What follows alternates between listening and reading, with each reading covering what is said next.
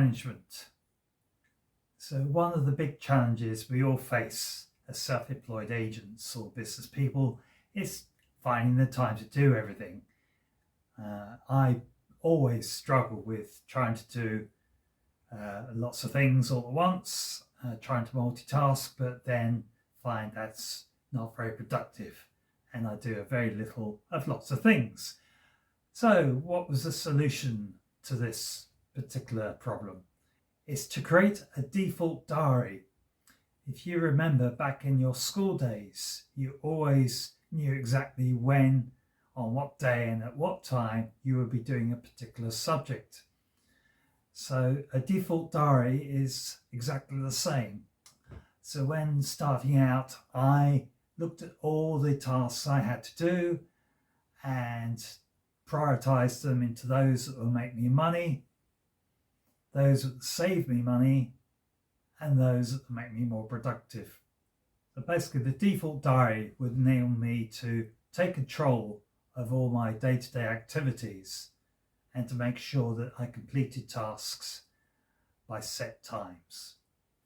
These tasks would also include time to review progress, having a bit of a breather time so that I can catch up with various things if I've overrun time, allowing for meal times, and also exercise, of course.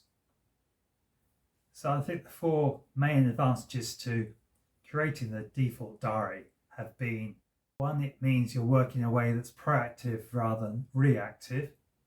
Two, you aren't just blindly doing what comes up next. Three, you can't avoid the tasks that you don't want to do, and it makes you focus on the important stuff, not just the urgent stuff.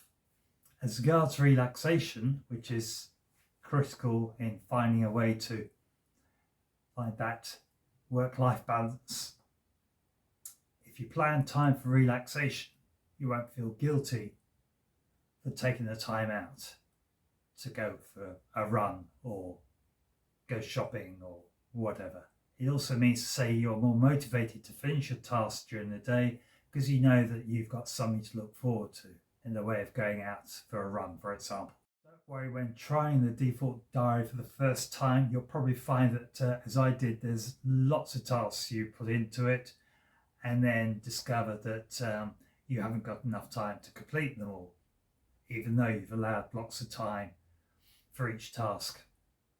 It will entail a certain amount of trial and error, but eventually, after several weeks, I found that by having the tasks in my diary set to repeat on a daily or weekly basis, I soon came to control exactly how much time I had, and therefore became more effective in using the diary itself. So having set up my default diary and worked with it for several weeks, I then looked at ways of seeing if I could become even more productive, and therefore looked at some tools that would enable me to be more productive.